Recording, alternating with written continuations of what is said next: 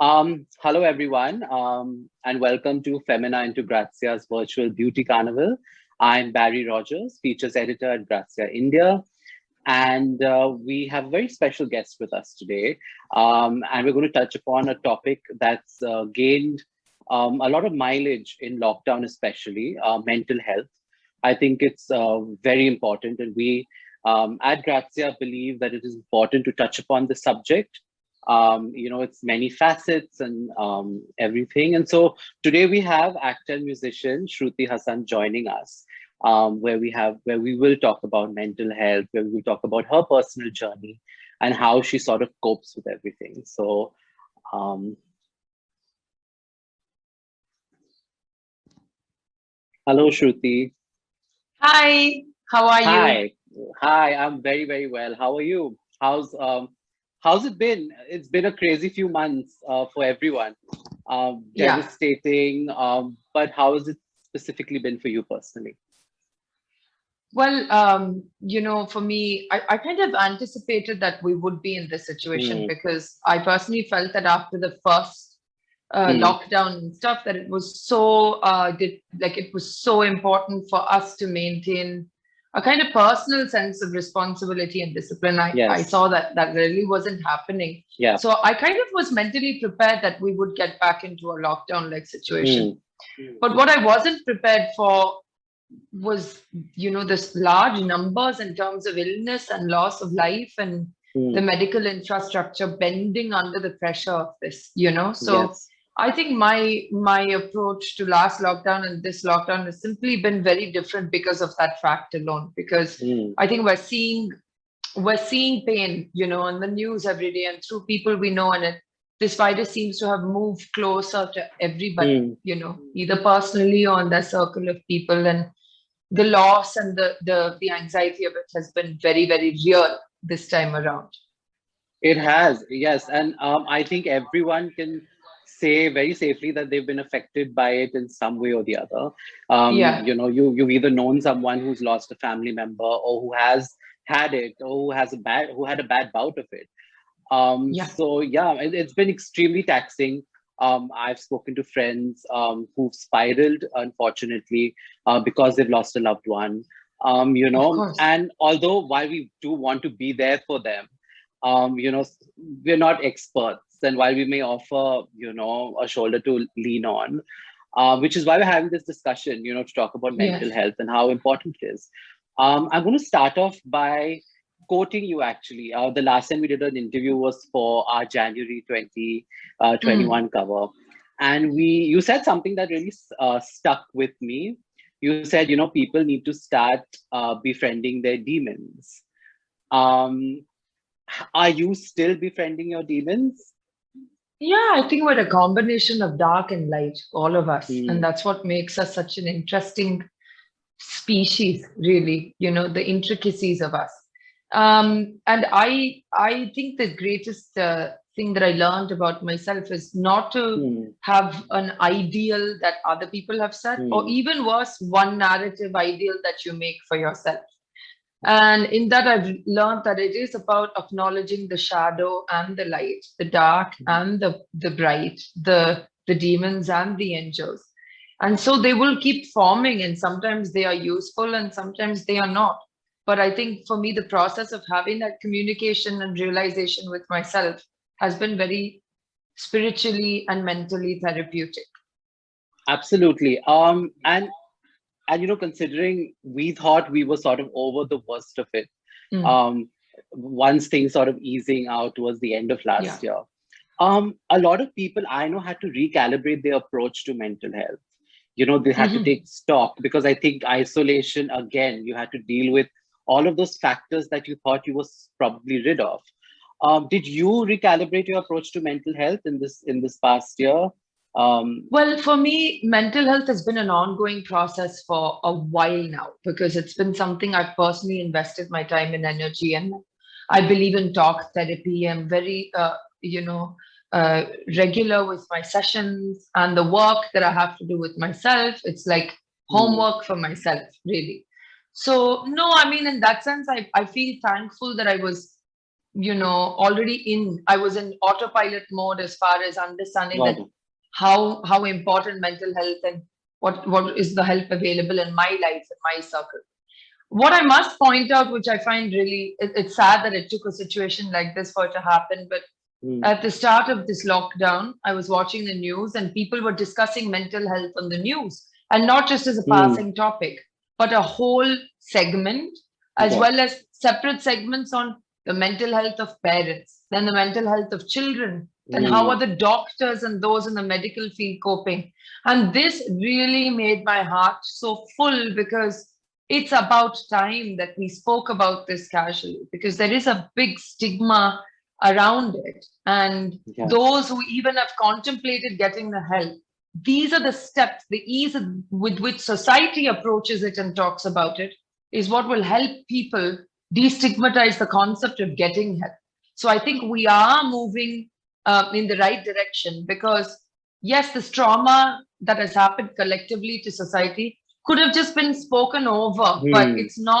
it's not that. People are acknowledging anxiety, depression, and a gamut of other mental health issues, including women addressing hormonal imbalances, running the Yes. house, being with their kids who are otherwise away at school, and trying to balance all of that. And the conversation has become so real and so Mm. connected.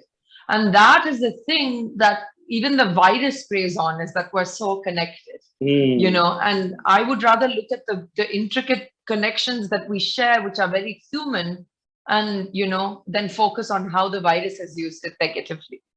Absolutely. And I think one of the main deterrents, for anyone trying to approach mental health, because I know there's so much stigma that a lot of people think therapy means that there's something wrong with you. I've had Mm. people come up to me and say, we just need someone to give us that assurance that no, therapy is actually beneficial. And I know a number of friends who've approached other friends, and then Right. you start this whole comparing traumas. Like, oh my God, you know what? Yours is nothing compared to what I had to go through.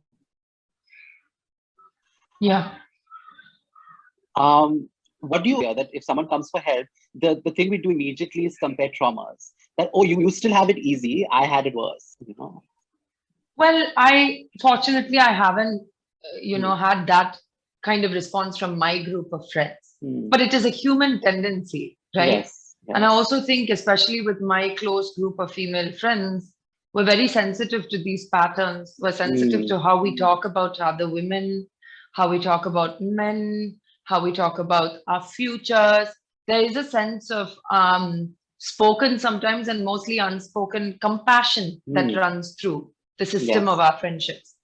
And but it is a human tendency to, in reverse, what I found myself doing is, why am I complaining? They have it so much worse. So I wouldn't Hmm. even open up. So it could be this way or that way. Oh, that way. Here's the Yeah. fact: your mother, your husband, your friend, your boyfriend, they could care for the very, essence of who you are in this universe and how much your soul matters. But they are not equipped with the skill set or education Yes. or knowledge to guide you into yourself, in essence. Hmm. So yes, the support systems of people who understand are very important, but they are not trained, and that's a totally different Hmm. ball game. And I don't know about others, but I would often find myself saying sorry to my friends for unloading, where I'd be like, listen, I'm sorry, I just spoke about what I was going through. And of course your friends will say, no sweetheart, it's okay, I love you, it's Hmm. fine, tell me. But it's not going to the next level of what's next. We need to unload, we Yeah. need to communicate, and we need to pack it neatly back in our minds so that we can carry on in a more functional, happy, healthy, balanced way. Absolutely. And I think personally, therapy has helped me become more self-aware. Because Yeah. I think when you go through the first few sessions, you sort of ask yourself, why am I talking so much? Mm. Why am I not getting results? Why is he or she not asking me? Okay, this is your problem and this is the solution. And then through probably a month of therapy, which I started actually last year, was that okay? I'm answering questions that I had about myself. So how has therapy helped you become more self-aware? What are some things now that you instantly recognize? So that's wonderful what you said. So Mm, different people react differently to therapy. So I found, my job, my life, giving interviews, the way I live, the way I am with my friends, I'm quite verbose. And I mm, love I love talking. mm, Weirdly, when I got into therapy for the first 6 months, I had so very little to say. So mm, it was actually a red flag for me about myself that at the moment where the shell can be broken open, I'm mm. like clamping shut. And Yes. that was a great learning for me. So everyone has different learnings, through Mm, therapy. My overarching learning is to take what I have learned about myself because my fears also, am I functioning because I have therapy? And what if I don't have it? So these fears are very common to people who start going to therapy regularly. But I think I was blessed with a good therapist who was basically explaining that we have a toolkit. Oh God, using that word is scary now. But we have a box of remedies. yeah. Jesus.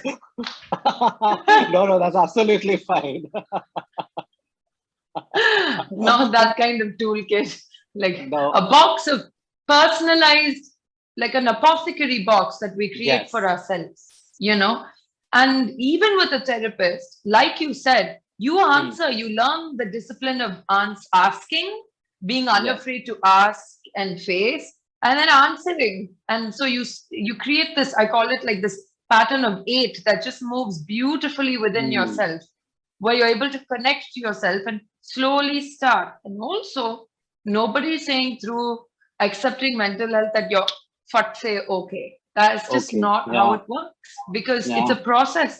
You are an ever changing, ever morphing, ever growing being that will overcome certain things and then maybe get back under the pressure of the same things, or maybe find new things that are not akin to the way you have developed. So it's completely an evolving process. Just so I say, the biggest thing I've learned from therapy is kindness and compassion to myself, Mm, especially in this world which is so competitive and so like filtered and perfect. And then I've learned to have kindness and compassion to say, Shruti, you know what? It's okay. You did the best you could do for them. good. Now Yeah. let's move. And I think that's important. Yeah, I think what a therapist or a mental health expert helps you with is it helps you build a repository of answers for yourself. So when Yes. you answer those questions back, maybe in your first or second session, say a year down the line when you're going through a similar situation, you Yeah. have like as you said, like like a repository to tap into. That okay, you know Mm. what? This is how I answer that question. This is how it's going to help me out now. You become more compassionate. You stop beating yourself up. That, oh my God, Yep. what do I do now? So yeah, I think that's really nice that you can tap into this And it's reserve. a mental habit forming, just like we Mm, formed bad and good habits. Therapy helps you form the habit of communicating with yourself, I think. absolutely. But do you have a mental checklist? Do you still journal? Is that something that you I do do. regularly? Yes. Has Because I think journaling is something I find a little difficult. So I actually send myself voice notes. Yeah. That I find, Whatever works. yeah, yeah. But how has Yeah. journaling helped you? Do you have a mental checklist?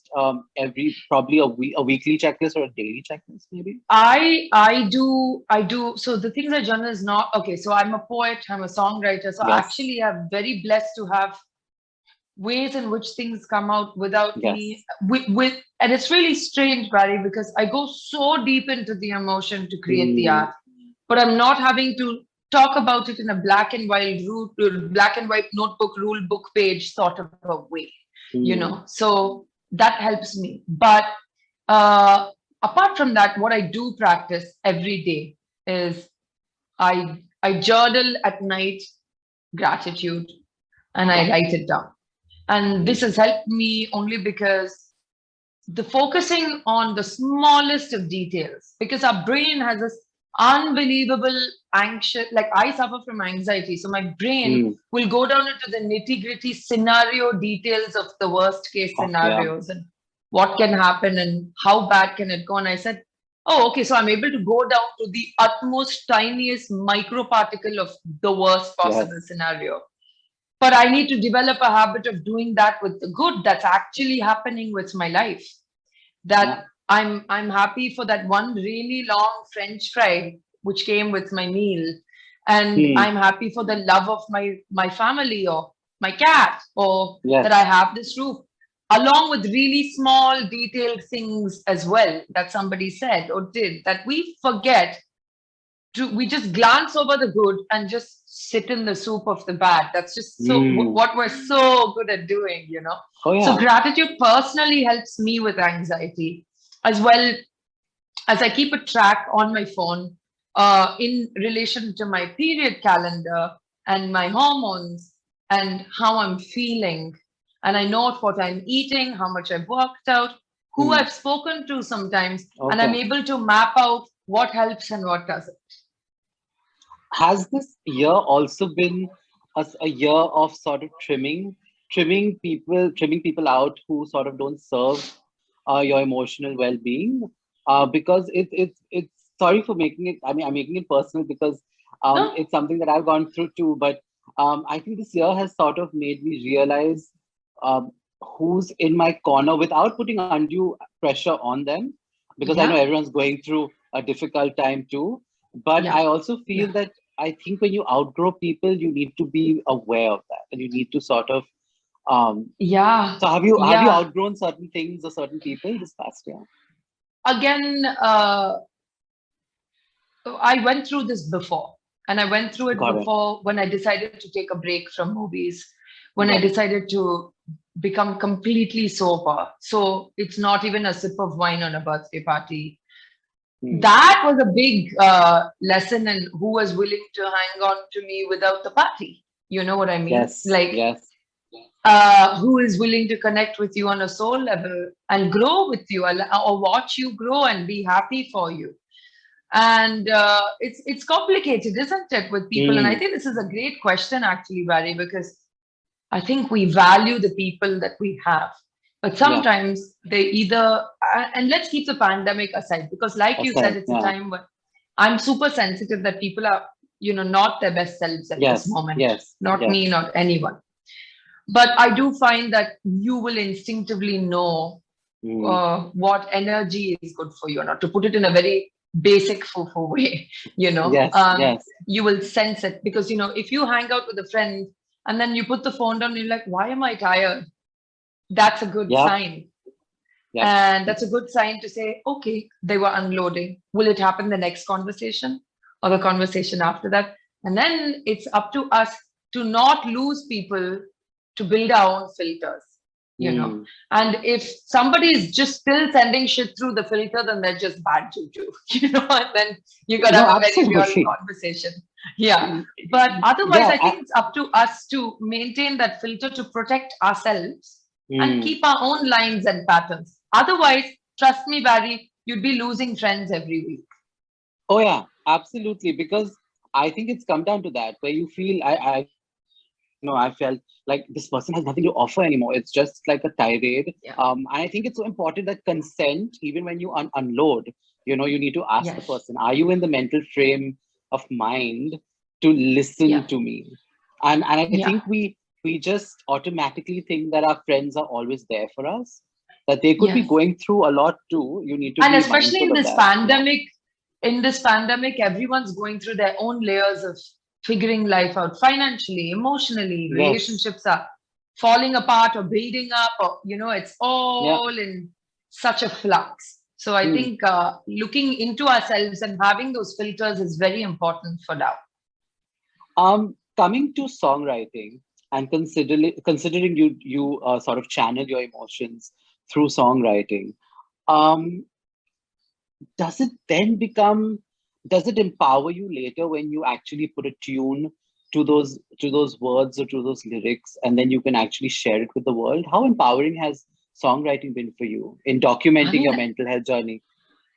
I feel it's empowering, yes, but it doesn't Hmm. feel like, oh, I'm doing something so empowering. Hmm. It is a Hmm. need I have. It is a need that Okay. I have to fulfill. It is a need that I have to communicate through music, through poetry, through cinema. It's a need I have, and now in this lockdown, I haven't been able to write that much music. I do my basic practice, and then I don't force myself either, because it's so, especially the way I write is so connected to what I'm feeling, so autobiographical. I love it when people, more than me feeling like I'm powered or anything, I love it when people pick a line and say, I love that, or I love this song, or I was listening to this when I was studying and it helped me get through my exams, or whatever. It's so visceral, isn't it, to be somebody's voice for a time in their life? Yeah. Because I love that. I love that, the minute I hear Audio Slave, I'm transported back to a time, or listen to Tori Amos, I'm transported to another person and memory. And I think it's God's gift that I'm allowed to be in that space. I don't even think movies have that same feeling. I think perfume, clothes, and sound can take you back. And taste, Yeah, especially lyrics that resonate with you, or like a tune that probably takes you back to a point in your life when you were genuinely happy, or when you were genuinely at ease with yourself. Or even unhappy. And, this song was the only song that understood you, so it's very important. I have a question for you, for people who find it hard, or for people who just don't ask the right questions when you're reaching out for help. Like, I know, I'm sure personally you wish when you were going through a rough patch that you were asked maybe 3 questions that could have helped you sort of, unload, but in a more respectful way to the other person. Are there any questions that you think people should ask people going through mental health issues? I think that it's so wonderful that you said that, because I had to train myself to ask myself those questions, because no one was asking me for whatever reason. The closest person that came to asking me is probably my dad and one of my best friends. The number one thing is to really, when you ask someone anything, mental health concerns or not, is to be ready to listen. So when you say, how are you? Really mean it. Watch for the signs of how they respond. Yeah, I'm doing good is not, oh, okay, cool. So anyway, is not the way to do it. So when you want to know how your friend, your lover, your parents, your teacher, whoever, say, how are you? See what they talk about and build on what they need. So I always say that's the most important thing. When you love someone and care for someone, it's not enough that you love them and care for them in the way that you think is right. It's most important to give them what they need in that moment. And that differs from person to person. So it starts by asking, how are you? And the what can I do for you will come from their response, Okay. Anything else you think? So you basically just build on how are you, and then you take it from there. Yes, on a basic level. But if you have a mental health concern, I think the biggest challenge, and we must address this, is apart from the stigma aside, when you tell someone, do you need to talk to someone? And you mean a therapist or a counselor? No, I'm fine. I don't need to talk. I have like 10 people at home. I'm fine. I don't have a problem. So to get the compassion across that it's not a problem. I am not able to, I'm seeing that we are not able to help you. Would you like to talk to someone who can help you? Who can. So to be very patient with the person and get them comfortable with the idea of talking to someone is the big journey. Yeah. No, I agree with that. I think you need to ease the person into it more so than anything. Yeah, I don't think I'm an example because I was a psychology student. I understood the meaning of this from day one. So the minute I could go to a therapist, I was like, yeah, finally. But that's not, everyone isn't me, Yeah, and many people don't know how to, or are not sort of, I don't think we're equipped. We aren't equipped, firstly, which is why we seek, therapy, or why we First of all, it's not a problem. It's not a black mark on your chart of gold stars. So to say, I don't have a problem, I don't need a therapist, I understand that psyche, but to change that, and the more society starts talking freely, that happens, slowly. The other thing which is important is there are people who want therapy, but they're afraid to tell other people, or they're embarrassed or ashamed to say they need help. So to them, it's just to make it a solitary and personal journey. Yeah. You don't need everyone's approval for everything. Oh yeah. Oh no, absolutely not. Yeah. And my last question to you, I read a very interesting article. I think it was either the Atlantic or Time magazine, and they did a very good op-ed piece about how this entire generation, globally, we're going to come out of this more lonely than ever because we've isolated ourselves. And I think it's something that is going to just become ingrained in us. Although we are both not experts, what advice would you give someone who feels lonely at this point, who may not have access to mental health, resources? What are 3 things you think someone can keep in mind when they come out of this? Because then you're working towards sort of shedding all of that, the isolation, the loneliness. What can a person do? Little baby steps, maybe. Like you iterated, I'm not a mental health expert. I can only speak from my experience. Loneliness is a human condition, right? I feel we were lonely in our own ways even before the pandemic. The pandemic put a physical cage around our loneliness and framed it under a spotlight. That's all this pandemic has done. But I swear to you, people have been lonely without us even knowing it. Lonely in a room full of people, lonely in a relationship, lonely with a home full of people. This pandemic has put this lockdown, people being isolated, it's further exacerbated the problem. But I feel that we have an ingrained fear of loneliness. And that was something I really worked in therapy on, which is if I am not good company for myself, how on earth can I be good company for someone else? For someone else, yeah. So simple and basic. And to get over that fear of loneliness is to not avoid yourself, to not distract yourself with social media and TV or iPad or anything. In fact, just sit through the thought. The same patience we are trained from childhood. Jab koi baat kar raha hai, uski baat suno theek se. Do that with yourself, And yes, isolating physically is very difficult. I know it. I went through 6 months of being completely alone last year. It's not good. When I hugged someone after 6 months, I cried because my body was in shock. We are a breed of, people that need touch and connection of some kind. The other thing we have to be very thankful for is this is not the Spanish influenza where they didn't even have WhatsApp or Facebook or video calling or Zoom. We do have technology in a way to connect. And in fact, for me, I've reconnected more with people with all this time I have on my hands. But mental health speaking, I would say isolation, fear, anxiety, depression is very real.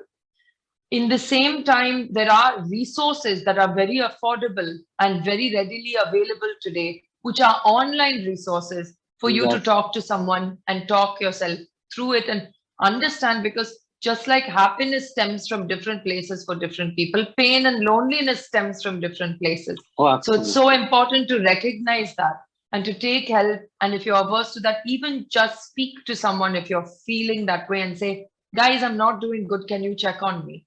It's okay. This is that time in history which is unprecedented, and we can ask for the emotional support and mental support that we need. Great. That's very true. That's very true. I think it's just about and for us to be responsible and check. For us to check. For us to take that 5 minutes to say, how is my friend doing? I haven't checked on them in 2 weeks. Do that as well. Yeah. Yeah. But thank you, Shruti. Thank you so much for this chat. It was very enlightening. As always, I think there'll be a tiny nugget that will stick with me for sure. Thank you for doing this for the Femina into Grazia Virtual Beauty Carnival. And I hope to speak to you again soon. Yes, very much so. Thank you. Thank you and take care. Of yourself. Thank you. Bye.